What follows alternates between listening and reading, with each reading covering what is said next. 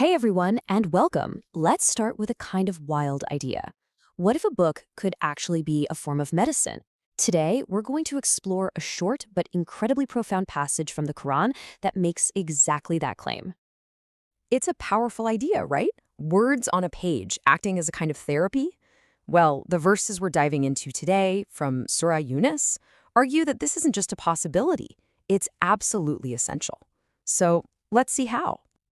All right, so our journey begins with this first concept, the Quran presenting itself not just as, a book of rules, but as a source of deep spiritual and even psychological healing. I mean, the verse doesn't waste any time. It gets straight to the point. It describes this message as both an instruction and a cure. And to really get what that means, it uses three incredibly specific Arabic terms. Let's break those down. So the first term is mawiza. And what's so fascinating here is that this isn't just simple advice. Think of it more like a sincere, heartfelt plea, ethical guidance that comes from a place of genuine care, something that's really meant to spark reform in a person. Then there's shifa, and this is the direct word for a cure. But the text is super specific here. It's a cure for what is in the chests. And what does that mean? It's talking about our internal struggles, things like doubt, grief, anxiety, all that confusion. It's literally presented as a direct remedy for our inner turmoil. And the third piece of this puzzle is huda wa rahma. That's guidance and mercy. Notice how they present it as a pair. They go together.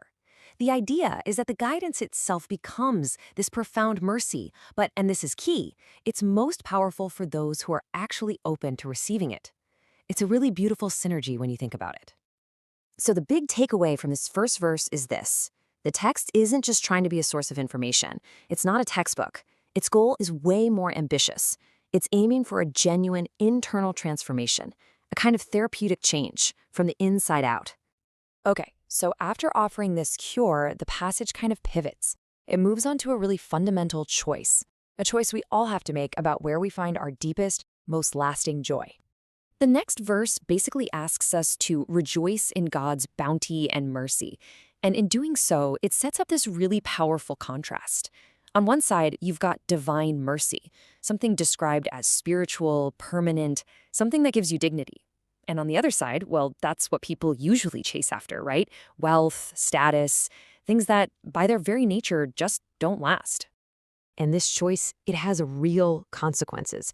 The argument being made is that finding your joy in that divine mercy, that leads to a state of inner peace, of gratitude. But if you find joy only in material things, that can create this fragile, false sense of security that honestly could vanish in an instant.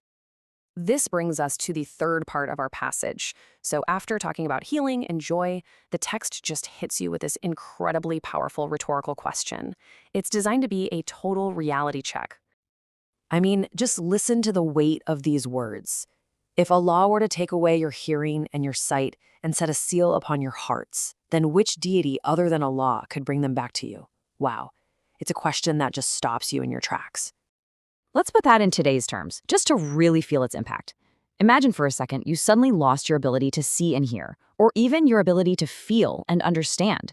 Where would you turn? Who on earth could possibly restore something so fundamental to who you are? So this verse is really doing two things at once here.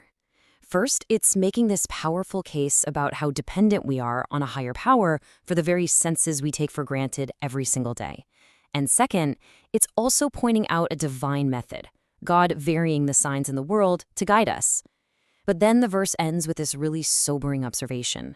Despite all these signs, a lot of people still turn away.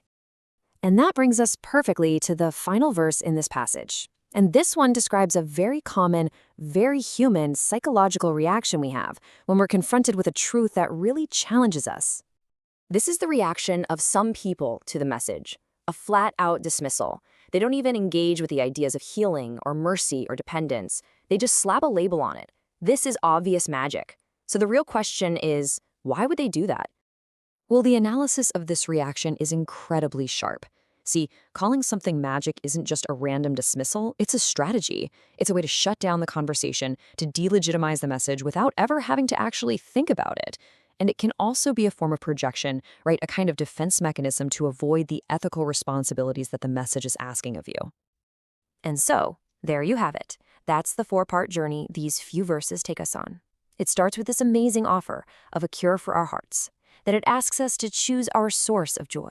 It follows up with a stark reminder of our ultimate dependence, and finally, it anticipates the very human tendency to just dismiss a truth we find challenging.